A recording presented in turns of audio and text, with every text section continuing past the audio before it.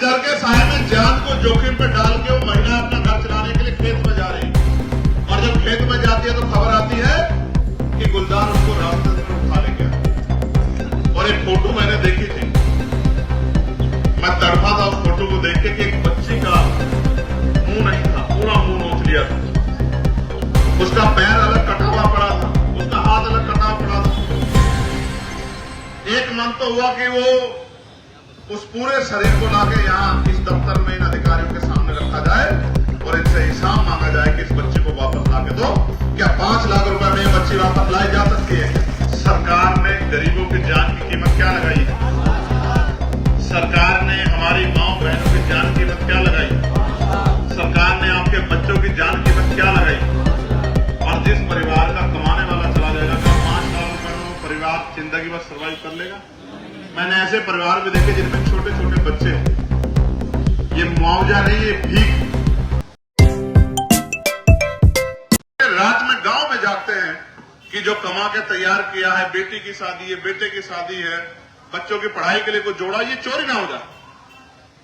चारों तरफ इस तरह का माहौल बना हुआ है कि कोई सुनवाई नहीं हो रही। जो काम पुलिस को करना चाहिए, एडमिनिस्ट्रेशन को करना चाहिए, वो जनता कर रही है।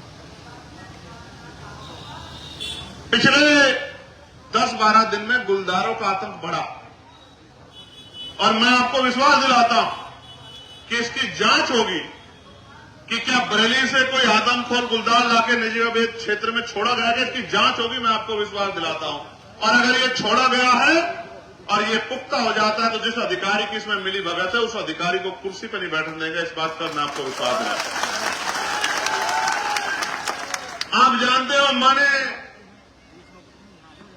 केंद्रीय मंत्री से मुलाकात की और उन्होंने मुझे विश्वास दिलाया। मैंने उनसे आग्रह किया कि आप मेरे साथ चल के एक बार देखिए चल के कि किस तरह किसान डर के साए में मजदूर रह रहा। मैंने उनको बताया कि लोग अपने बच्चों को स्कूल नहीं भेज पा रहे हैं, डर रहे हैं कि भेजेंगे स्कूल और जाएगा शमशान, कब्रिस्तान। महिलाएं खेतों पे नहीं जा पा रही। क्षेत्र में 2 तरह से लोगों के घर चल रहे हैं। पहला, किसानी के जरिए। अब किसानी में एक प्राकृतिक मार जो आई, मैंने आपको बता दिया कि बाढ़ से, होके पानी से कितना नुकसान हुआ है और कोई मुआवजा नहीं मिला। लेकिन दूसरा, जो फसल खड़ी हुई है उस फसल को समय पे ले नहीं पा रहे हैं क्योंकि डर रहे हैं। किसान कमजोर होगा तो मजदूर अपने आप कमजोर हो जाएगा, क्योंकि किसान और मजदूर एक कड़ी से जुड़े हुए हैं। किसान के खेत में फसल होगी तो उसकी उस फसल से उस मजदूर का घर भी चलेगा। जब किसान नहीं आगे बढ़ पा रहा तो मजदूर कैसे आगे बढ़ेगा? और इस पूरे क्षेत्र में एक बहुत बड़ी आबादी वो भी है जो खेत से घास ला के दूध बेच के अपने घर को चलाती है। एक बहुत बड़ी आबादी। अब इस डर के साए में जान को जोखिम पे डाल के वो महिला अपना घर चलाने के लिए खेत में जा रही है और जब खेत में जाती है तो खबर आती है कि गुलदार उनको रास्ते में उठा ले गया। और एक फोटो मैंने देखी थी, मैं तड़पा था उस फोटो को देख के कि एक बच्ची का मुंह नहीं था, पूरा मुंह नोच लिया था, उसका पैर अलग कटा हुआ पड़ा था, उसका हाथ अलग कटा हुआ पड़ा था। एक मन तो हुआ कि वो उस पूरे शरीर को लाके यहाँ इस दफ्तर में इन अधिकारियों के सामने रखा जाए और इनसे हिसाब मांगा जाए कि इस बच्ची को वापस लाके दो। क्या 5 लाख रुपए में बच्ची वापस लाई जा सकती है क्या? लेकिन अपने पद की गरिमा के अनुसार मैंने बात की कि आप इसमें कार्रवाई करो और हमें विश्वास दिला गया कार्रवाई होगी। मैंने लेटर लिखा तो वाइल्ड लाइफ इंस्टीट्यूट देहरादून की टीम एक यहां आई, लेकिन क्योंकि जान जा रही थी गरीब किसान मजदूर की, कहते हैं अमीर मरता है तो कानून बदलते हैं और गरीब मरता है तो मजाक उड़ती है। मजाक उड़ी और उसके बाद चैन से फिर सब लोग बैठे। अब सवाल यह है कि ये जुल्म कब तक? जैसा मैंने कहा कि पानी सर के पार हो गया, अब इस पे कोई ठोस कदम उठाने की जरूरत है। और मैं जानता हूं अगर मुझे एक पंजा लगेगा तो पूरे देश को खबर जाएगी। इसलिए मैंने फैसला लिया स्वतः कि हम उस क्षेत्र में जाके रुकने का काम करेंगे जहां गुलदार का सबसे ज्यादा आतंक है। एक सेनापति होने के नाते, एक नेता होने के नाते, इस क्षेत्र का प्रतिनिधि होने के नाते मैं अपने दूसरे भाइयों की जान को जोखिम में नहीं डाल सकता कि वो जाएं और उस गुलदार प्रभावित क्षेत्र में जाकर रुके। इसलिए मैंने फैसला लिया कि जो आफत आएगी सबसे पहले उसको आएगी जिस पे आपने भरोसा किया है, जिसको आपने ताकत दी। इसलिए हम वहीं जाके रुकेंगे। रात का रात्रि निवास हमारा वहीं होगा। जो मुसीबत आएगी उसका सामना हम करेंगे। मैंने पिछले जिलाधिकारी थे उनसे कहा था, जब नेटोर क्षेत्र में गुलदार का आतंक बचा था, मैंने उनसे कहा कि आप एक कुछ मत करो, एक ही काम कर दो कि आप किसानों को और ग्राम प्रधानों को आर्म्स लाइसेंस दे दें कि जरूरत पड़ने पे वो अपनी जान की रक्षा स्वयं कर सके। लेकिन सरकार इतनी हिम्मत नहीं जुटा पाई कि लोगों की जान की रक्षा हो सके और उन्होंने मेरी इस बात को नहीं माना। इसके बाद कई लोगों की जान गई और इस पिछले 15 दिन में जो 3-4 लोगों की जान गई है, इसने अंदर तक हम सब लोगों को हिला के रख दिया। आज जो आप यहां गंभीरता से अपना समय, अपना कार्य छोड़ के यहाँ, भाई लांबा जी भी हमारे बीच आ गए हैं, तमाम हमारे साथी, हमारे सुरवीर सिंह जी जो हैं, जो जाट महासभा के प्रदेश अध्यक्ष रहे हैं, तमाम हमारे बहुत जिम्मेदार शख्स इस क्षेत्र के, तमाम हमारे पार्टी के सम्मानित संघर्षशील कार्यकर्ता पदाधिकारी, हमारी पार्टी के सम्मानित नेतागण, जिले के प्रभारी, मंडल के प्रभारी, प्रदेश कमेटी के मेंबर, तमाम लोग, इन्होंने मुझे सैकड़ों मैसेज करके चिंता जाहिर की कि हमें चुप नहीं बैठना चाहिए। और जब इनकी चिंता, हमारी चिंता ने एकजुटता दिखाई तो ये आंदोलन आज यहां जमीन पर दिख रहा है। और आपने देखा मेरी घोषणा के बाद कई आंदोलन शुरू हुए, कई तरह से प्रयास किया गया, लेकिन ये प्रयास काफी नहीं, हमें ठोस समाधान चाहिए। और मैं आपको विश्वास दिलाता हूं कि इस बार इसका ठोस ही परिणाम निकलेगा और ये एक दिन के आंदोलन से नहीं निकलेगा। मैं मानता हूं इस बार आंदोलन जो है, अगर यहां की सुनवाई से काम नहीं चलेगा तो अगला आंदोलन दिल्ली में होगा या लखनऊ में होगा। मेरी बात को आप याद रखें। और पूरे प्रदेश के कार्यकर्ताओं को बुलाकर उस विधानसभा का घेराव किसान मजदूरों की रक्षा के लिए और उनके जीवन को मजबूत बनाने के लिए, उनको सशक्त बनाने के लिए हम लोग करने का काम करें। आप ये देखिए, 5 लाख रुपए का मुआवजा दिया जाता है। कितने पैसे का? सरकार ने गरीबों की जान की कीमत क्या लगाई है? सरकार ने हमारी माओ बहनों की जान कीमत क्या लगाई? सरकार ने आपके बच्चों की जान कीमत क्या लगाई? और जिस परिवार का कमाने वाला चला जाएगा, क्या 5 लाख रुपए में वो परिवार जिंदगी भर सर्वाइव कर लेगा? मैंने ऐसे परिवार भी देखे जिनमें छोटे छोटे बच्चे। ये मुआवजा नहीं, ये भीख। मैं लेटर लिखूंगा आज ही कि सरकार वास्तविकता में इन परिवारों का हाथ मजबूत करना चाहती है जिनके साथ तकलीफ हुई है, तो मुआवजे की राशि बढ़ा के 5 लाख से 25 लाख रुपए कम से कम की जाए, जिससे, क्योंकि जान की को तो वापस नहीं कर सकते। जिसकी जान चली गई है, जान की कोई कीमत नहीं है। आप और मैं जब सब जानते हैं कि जो चला गया उसको वापस नहीं ला सकता, पैसों में नहीं तोला जा सकता है। लेकिन जिनके परिवार में हानि हुई है, तकलीफ हुई है, उनके आंसू पूछने में एक छोटी सी मदद ये मुआवजा हो सकता है। और क्योंकि 5 लाख रुपए देने पड़ता है तो सरकार को चोर भी नहीं पड़ रहा है। जब 50 लाख रुपए, 25 लाख रुपए का मुआवजा देना पड़ेगा तो 25 लाख रुपए किसान को तो देना ही चाहती सरकार। उसका उदाहरण है कि मुआवजा देख लो, आपकी फसलों पे 20 बीघे जमीन फसल गई और मुआवजा दे रहे हैं 200 रुपए, 2000 रुपए। इससे ज्यादा का तो पसीना लग गया किसान का, उसके परिवार का। बीज, पढ़ाई, नड़ाई, खाद, पानी, ये तो सब छोड़ ही दो। तो 25 लाख रुपए ना देना पड़े, इस वजह से सरकार इस मामले का संज्ञान लेकर इस पर ठोस काम करेगी। फिर भी मैं मानता हूं इस सरकार की निष्ठा ये नहीं होगी कि लोगों की जान बचनी चाहिए। अगर निष्ठा होती तो 35 लोगों के खून से जब इतना बड़ा जो है खिलवाड़ हो गया, तब तो इस सोई हुई सरकार जागती। आपने सुना होगा ये सरकार भ्रष्टाचार की भेंट चढ़ गई है। अभी सरकार के नेताओं में आपस में जूतापतरी हो रही थी कि 65 करोड़ रुपए जो आया था वो 65 करोड़ रुपए कौन खाया, ये सब आपके सामने होगा। और मैं जानता हूं कि सारे लोग बुरे नहीं है, कुछ अच्छे लोग भी हैं, लेकिन 65 करोड़ रुपए गरीबों के हिस्से का, किसानों के हिस्से का, ये 65 करोड़ रुपए लूटने वाली सरकार कभी किसानों की तेजी हितैषी नहीं हो सकती है। इस बात को भी हमें समझना चाहिए। और जांच करने की बजाय बंदर बांट करने में लगे हुए, आप समझिए।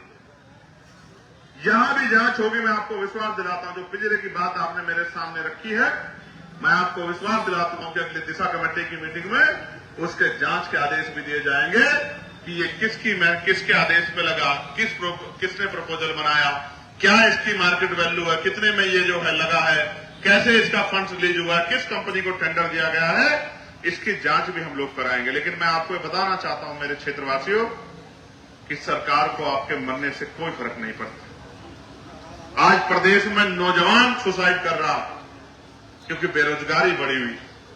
आज किसान सुसाइड कर रहा है, खाद के लिए लंबी लंबी लाइन लग रही। बारिश में भी महिलाएं किसान उसके खाद के लिए, डीएपी के लिए डटी हुई, यूरिया के लिए कोई पूछने वाला नहीं है। और तो और किसानों की बात करने वाली सरकार डंडा बजाने का काम कर रही है, बुलडोजर चलाने का काम कर रही है, लोगों को पीटने का काम कर रही है, लोगों का हाफ इनकाउंटर करने का काम कर रही है। बदमाशों का घूटना टेकने वाली सरकार हमारी मजबूत पुलिस को भी मजबूर कर देती है कि वो इन क्रिमिनल्स पे कार्रवाई ना कर सके। ये सब हमारी आंखों के सामने हो रहा है। और जो फॉरेस्ट विभाग के लोगों का हाल है वो आपसे छिपा हुआ नहीं है। फॉरेस्ट के अधिकारी लोगों के आंसू पूछने के लिए, दो मीठी बात करने के लिए उनके बीच नहीं पहुंच रहे, उनके साथी भी नहीं बन पा रहे उनका हाथ पकड़ के। ये हालात है जिले के। इसलिए इस पूरे मामले को गंभीरता से हम लोगों ने लिया है और अब इस पे ठोस समाधान हम लोग करा के रहेंगे। हमारे तमाम नेता, तमाम हमारे साथी, तमाम यहाँ के सामाजिक संगठन, किसान हमारे साथी, सब लोग, जीतू भाई हमारे उत्तराखंड से चल के आए, तमाम साथी हमारे कमर कस चुके हैं। महात्मा विजयदास जी जो है वो मुजफ्फरनगर से चल के आए। तमाम जो है लोगों के अंदर पीड़ा है, क्योंकि ये किसी एक व्यक्ति की लड़ाई नहीं है, ये पूरे क्षेत्र की लड़ाई है, गरीब जनता की लड़ाई है, किसान मजदूरों की लड़ाई है। ये राजनीतिक लड़ाई नहीं है, ये लोगों की जीवन रक्षा की लड़ाई है। और लोगों की जीवन रक्षा का पॉइंट, और पार्लियामेंट में जब हमने शपथ ली थी तो इस बात का हमने विश्वास दिलाया था कि हम अंतिम व्यक्ति की भी सुनवाई करने का काम करेंगे, अंतिम व्यक्ति की आवाज बनने का काम करेंगे। और अगर हमारे क्षेत्र में इस तरह का जुल्म होगा तो हम लोग चुपचाप नहीं बैठे।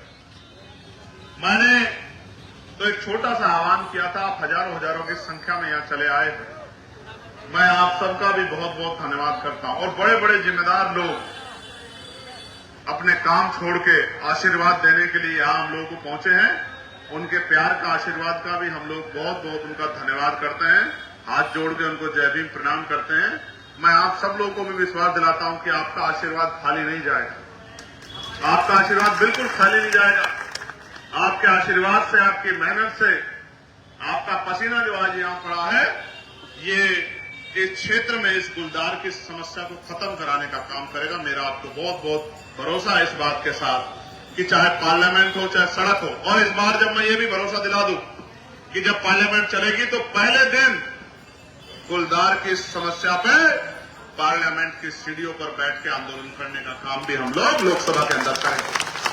और आप जानते हैं कि मैं अपने साथियों को भी इकट्ठा कर लेता हूं। वो मेरे साथी जो मेरा साथ देते हैं, क्योंकि मेरी संख्या वहां कम है, अकेला आदमी हूं, तो जो किसान नेता हमारा साथ देते हैं उन सबको भी इकट्ठा करके इस नगीना की, बिजनौर की समस्या को राष्ट्रीय समस्या बनाने का काम हम लोग करेंगे। इस बात का भी मैं आपको विश्वास दिलाता हूं। मैं मीडिया के भाइयों से भी कहूंगा कि मीडिया का भी बड़ा सशक्त रोल है। उनको हमसे भी सवाल पूछना चाहिए, उनको एसी के कमरे में बैठे हमारे माननीय अधिकारियों से भी सवाल पूछना चाहिए, और उनको इस निकम्मी सरकार से भी सवाल पूछना चाहिए जो 35 लोगों की जान की कीमत नहीं समझती है, जो 35 लोगों की जान से इतना बड़ा खिलवाड़ होने के बाद भी और चैन से जो है अपने घर में पड़ के सो रही है। सरकार से भी सवाल पूछना चाहिए। लेकिन प्यारे भाइयों, मैं आपसे पूछना भी चाहता हूं, अगर इस आंदोलन को दोबारा से मजबूत करके आगे बढ़ाना पड़ा, क्या आप इस आंदोलन में हम लोग का साथ दोगे?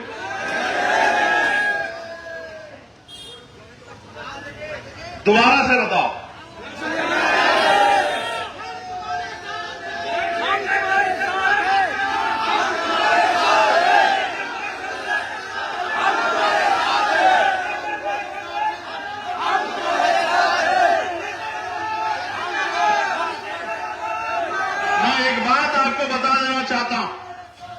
मैं एक बात आपको बता देना चाहता हूं, सांसद बनने के बाद ये मेरा पहला धरना, क्योंकि यह एक काम ऐसा हो रहा है जो मेरी पहुंच से बाहर हो रहा। आप जानते हैं, अगर ये काम मेरी पहुंच में होता तो मैं कभी धरना नहीं करता। आप इस बात को जानते हैं, ये लोगों की जान का मामला है, वरना कोई ऐसा मामला नहीं। आप तमाम लोग बैठे हैं कि आपकी तरफ आंख उठी हो और मैंने धरना करने के लिए आपको कहा हो। आप इस बात को जानते हैं, मैं आपको रोकने काम करता हूं कि धरना मत करो। आपके पास आपका सांसद है जो आपके जगह अकेला धरना करने का काम करेगा। लेकिन इस बार मैं अपने आप को असहाय महसूस कर रहा हूं, क्योंकि अगर ये लड़ाई इंसानों से लड़ी जा रही होती, दबंगों से, सामंतियों से, किसान विरोधियों से, दलित मुसलमान पिछड़ा विरोधियों से लड़ी जा रही होती, व्यापारी विरोधियों से लड़ी जा रही होती, तो वहीं जाके इस आंदोलन करने का हम करते। लेकिन क्योंकि ये लड़ाई जानवरों से लड़ी जाती है, ये जानवरों से लड़ी जा रही है और सामने समझदारी नहीं है, सामने आतंक है। इसलिए इस आतंक से ऐसे ही लड़ा जाएगा जैसे हमारी सेना आतंकवादियों से लड़ती है, इसी तरह से लड़ा जाएगा। सेना बन के हम लोग लड़ने का काम करें। और प्यारे भाइयों, अगर ऐसे बात नहीं बनेगी, मैं और नेताओं के जैसा नहीं हूं, लेकिन क्योंकि आप जानते हो हमारी शक्ति को, मैं चाहता तो सारे अधिकारियों को यहां धूप में आपके बराबर में बिठा सकता था। आप जानते हो नहीं जानते हो इस बात को? जानते हो नहीं जानते हो? लेकिन उनका अपमान करके मुझे कोई सम्मान नहीं मिलने वाला। मैं इस बात को जानता हूं, इसलिए मैंने उनको आपके बीच में नहीं बुलाया। वरना मैं चाहता, आप देखो छोटा सा कोई मामला होता, बिजली विभाग के अधिकारियों को पकड़ के बंधक बिठा के वहां बिठा लेते हैं। वो तो छोटे छोटे संगठन के लोग हैं, हम तो देश के एक बहुत बड़े संगठन के कार्यकर्ता हैं, भीम आर्मी आजाद समाज पार्टी कार्यकर्ता। अगर हम चाहते तो इन सारे अधिकारियों को आपकी जगह यहां बिठा के धूप में इनसे भी पसीना बहवा सकते हैं। लेकिन सम्मानित साथियों, ये लड़ाई उन अधिकारियों से नहीं है, ये लड़ाई उस व्यवस्था से है। इसमें जो भी खामियां उसको दुरुस्त हम इनके जरिए कराने का काम करेंगे। और इसलिए मैं आपसे आग्रह करता हूं कि आप और हमें मिलकर अभी इस पे मजबूत संज्ञान लेना है। आज हमारा प्रवास जो है, रात्रि प्रवास रामदास वाली में रहेगा। कहां? रामदास वाली में एक जगह है जहां ये कब हुई घटना?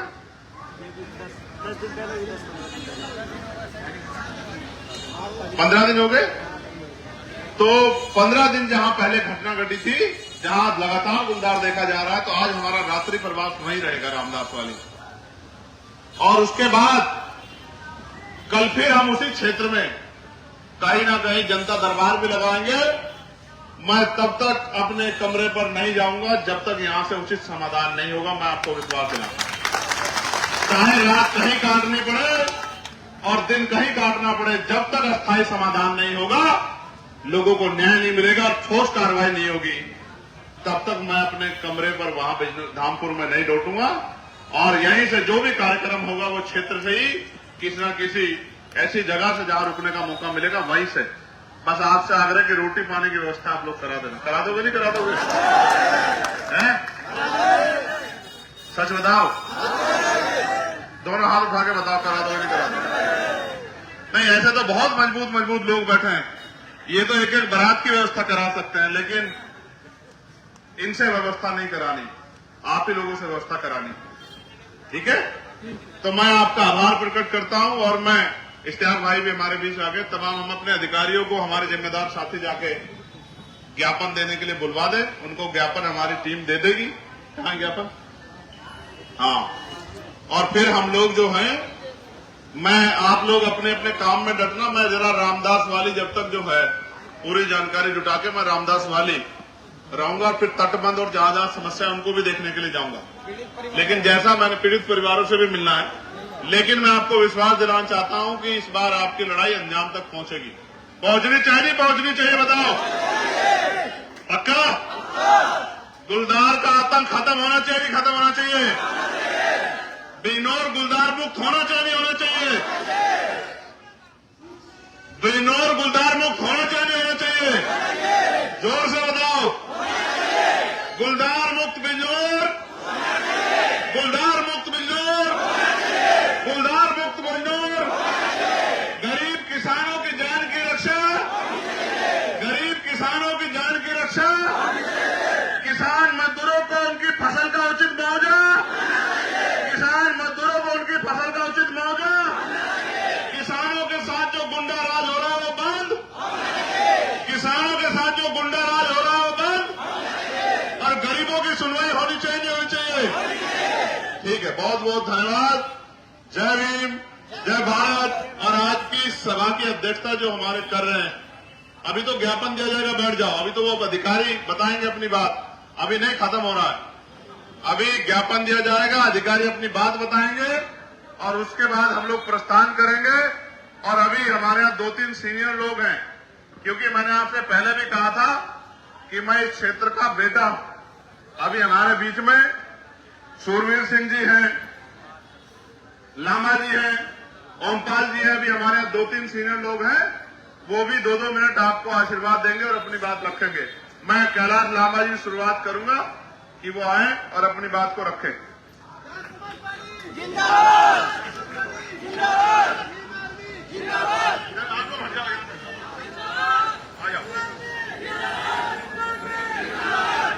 बहुत ही आदर सम्मान के योग्य